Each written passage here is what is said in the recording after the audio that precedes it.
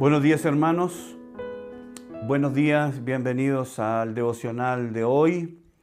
Estamos estudiando el capítulo 11 del libro de Hebreos y estamos estudiando estos hombres y mujeres que son destacados ahí en este capítulo. Son mencionados como ejemplos de fe y nosotros hemos bautizado esta serie con el nombre de los héroes de la fe. Como dije, hombres y mujeres que oyeron las promesas de Dios, le creyeron a Dios y vivieron en consecuencia con esas promesas. Como ya hemos dicho, la fe no es solo intelectual, no es un conjunto de conocimiento, no es un conjunto atesorar conocimiento, sino que es vivir en consecuencia con ese conocimiento. Esa es la vida de fe. Y hemos estado estudiando hombres y mujeres que vivieron con Dios, caminaron con Dios y fueron ejemplos de vida de fe. Si me acompaña al capítulo 11 de Hebreos, vamos a leer el verso 32, y ahí estamos, verso 32, que dice lo siguiente. Si tiene su Biblia, dice: ¿y qué más digo? Porque el tiempo me faltaría contando de Gedeón, de Barak, de Sansón, de Jefté, de David, así como de Samuel y de los profetas. Hemos venido estudiando estos hombres, ¿no?, que son mencionados muy concisamente en el verso 32. Solamente se mencionan rápidamente, a la pasada, como podríamos decir, rápidamente, sin entrar, sin mencionar. Pero creo que estos hombres de alguna manera representan un grupo especial dentro del grupo de estos héroes de la fe. Desde mi punto de vista, estos hombres Gedeón, Barak, Sansón, Jefté, David, Samuel y los profetas, o algunos de los profetas, son precisamente una clase especial de héroes de la fe que no brillan como brillaron los otros, sino que podemos ver en su vida esos matices que no es luces solamente, sino que hay sombras en su vida. Y así lo hemos visto en la vida de Gedeón, que era un hombre cobarde, un hombre que se quería esconder, o Barak, alguien que no quería ir a la batalla y que fue empujado por una mujer, o Sansón, un hombre promiscuo, un hombre entregado a las pasiones, que vivía por el deseo de los ojos, que era atraído por el sexo opuesto, un promiscuo. Y está aquí en la lista de los héroes de la fe. O Jefté, un hombre que hizo una promesa innecesaria, vacía, que no era, como ya dije, no era necesaria. Entonces creo que en este grupo se menciona precisamente a esas personas que sí vivieron por fe, pero que su vida muestra de alguna manera esa tonalidad un poco más gris, no brillante como los otros, como los que vimos, como Abraham, como Moisés, grande entre los grandes. En la lista que nos da el verso 32 hemos llegado a David. ¿Qué podemos decir de David? ¿Qué podemos decir de David? Cualquier cosa que digamos siempre vamos a quedar cortos. Es una gran vida, la vida de un grande entre los grandes, como ya lo dije. Derrotó finalmente en su reinado a los filisteos, consolidó el reino, conquistó la capital Jerusalén, extendió las fronteras de Israel. En todo eso, él vivía como siervo, amante de Dios, porque esto es una de las cosas que tenemos que destacar de David. David no era un hombre a la mitad. David no era un hombre tibio. Todo lo que él hacía, lo hacía con pasión. Todo lo que él emprendía, lo emprendía con determinación y compromiso. Era un hombre apasionado en todo lo que hacía. Apasionado en la guerra, apasionado con Dios, apasionado en la adoración, apasionado también en su vida íntima. Tenemos el registro de varias mujeres que fueron de él le pertenecían. Un hombre apasionado, fogoso sexualmente hablando. David, este era un hombre que no era a la mitad, era un hombre apasionado, determinado. Es obvia la fe de David, está registrada a lo largo de su vida, registrada específicamente en el libro de los Salmos. ¿Cuánto amamos los salmos escritos por David? Oh, qué hermoso es esas letras. Hablan de una intimidad profunda con Dios. En los salmos podemos ver cuánto conocía David a Dios. Podemos ver su fe. Podemos ver su entrega, su amor. Podemos verlo claramente. Pero David era hombre, un hombre, y por lo tanto un pecador. David era un hombre pecador, era un hombre como cualquiera de nosotros, un hombre pecador, con muchas faltas. Era un hombre con muchos errores. Podemos mencionar, por ejemplo, incapaz de controlar a sus hijos. Algo había en él, en su carácter, que le impedía controlar a sus hijos. Tenemos el caso de Absalón, Amnón, tenemos otros, ¿no? Hay grietas en el carácter de David que son evidentes y que le trajeron problemas.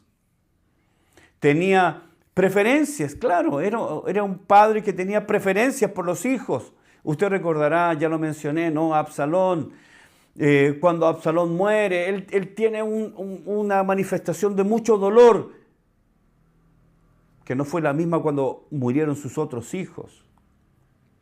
Cuando muere Absalón, él lo lamenta: hijo mío, Absalón, Absalón, hijo mío, Absalón, ¿quién me diera que yo muriera en tu lugar?, etcétera, etcétera. Era un padre que amaba de manera preferente a algunos, y otros tenía un amor limitado. Tenía problemas con los hijos, tenía problemas con amar a los hijos. Podemos decir que no era un buen padre, no era equilibrado, no corregía cuando debía corregir, no lo hacía. Estaba demasiado ocupado con los temas del gobierno de Israel, estaba demasiado ocupado atendiendo a otros. Recuerde que una de las funciones de ser rey de Israel era también ser juez. No solamente él tenía el poder ejecutivo, sino que también tenía el poder legislativo sobre él, judicial. Estaban los tres poderes sobre esa persona y tenía que ejercer y tenía que escuchar. Gente venía a él para que emitiera juicios, para que tomara decisiones, para que declarara sentencias. Y esto le quitaba mucho tiempo, mucho tiempo. Así que como padre no se impuso en ciertos momentos y en ciertas situaciones. Era un hombre como nosotros. Era un hombre caído, un pecador. Y sabemos, y yo creo que David está aquí en este grupo, porque todos cuando pensamos en David, pensamos en el Salmo, pensamos en Goliat, pensamos en las victorias, pensamos en todo, pero también pensamos en 2 Samuel capítulo 11, cuando se menciona su caída. Cuando se menciona que David, un día que está cansado de descansar, no tiene nada que hacer, él debería de estar en la batalla, defendiendo a Israel, estando con el ejército, guiando al ejército a conquistar, pero está ahí viendo televisión, jugando, chateando, viendo Facebook, Instagram, dando vuelta a los mismos videos, riéndose, levantándose tarde, rascándose la cabeza, y ahí. Y es ahí donde ocurre lo que ocurrió, y usted lo sabe, sabemos la historia. Sale al terrado de palacio y de repente mira, sus ojos se ponen sobre una mujer que se está bañando. Desde mi punto de vista, bastante provocativa.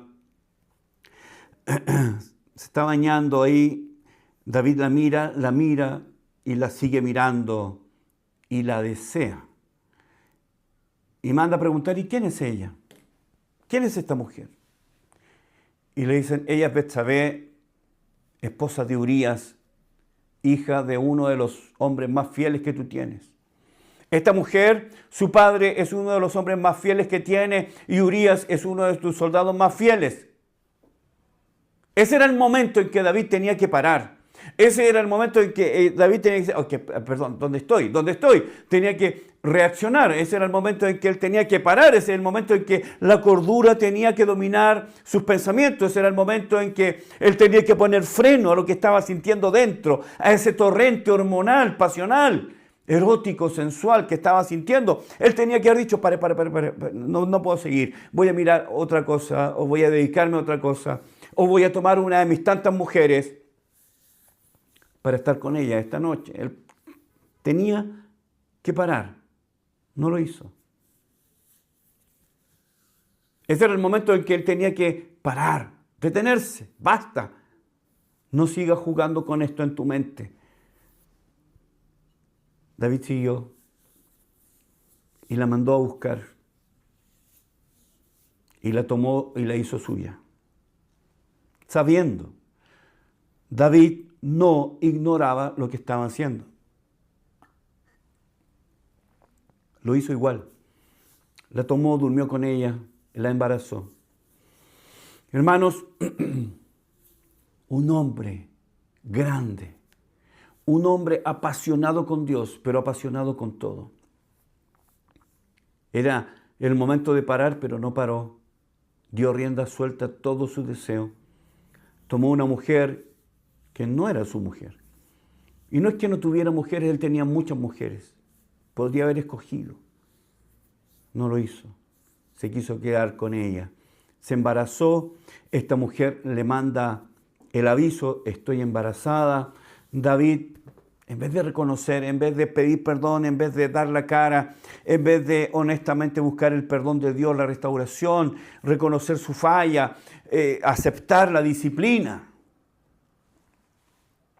él va a buscar por todos los medios de tapar esto, de ocultarlo y que no se note. Él no quiere ir a la cruz. Él no quiere ir a la cruz. Él no quiere, 1 Juan 1:9. Él no quiere confesar su pecado. Él no quiere reconocer que ha fallado. Él no quiere reconocer que ha pecado de una manera terrible. Él no quiere reconocerlo. Así que planea algo.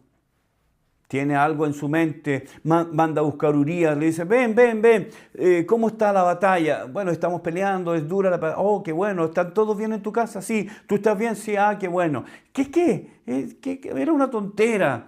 No era necesario mandarlo a buscar para hacer esas preguntas. Él lo sabía del general. Tenía información directa del general que estaba en la batalla.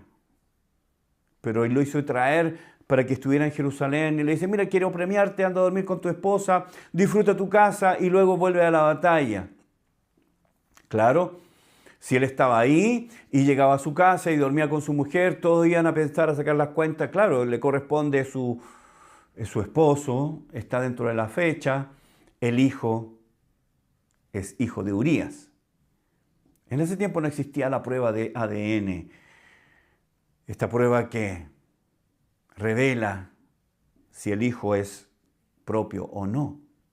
Leí recién una estadística. Escuche la estadística. El 25% de los hombres, está criando un hijo o varios hijos que no son de él, producto de infidelidades. Es un porcentaje bastante alto. El 25% de los hombres tiene algún hijo que no es suyo, no le pertenece, no tiene su ADN.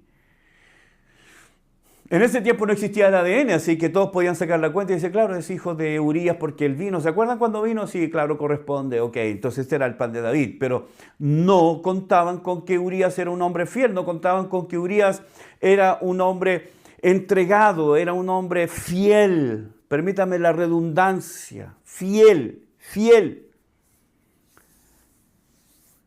Y no quiso ir a dormir con su mujer. ¿Cómo es posible que el arca del pacto esté allá, que el general y los soldados estén allá y yo esté acá disfrutando? No puede ser, no puede ser. No quiso dormir con su mujer. David lo manda a buscar, le dice, pero mira, disfruta, lo emborrachó. Ambos estaban ebrios.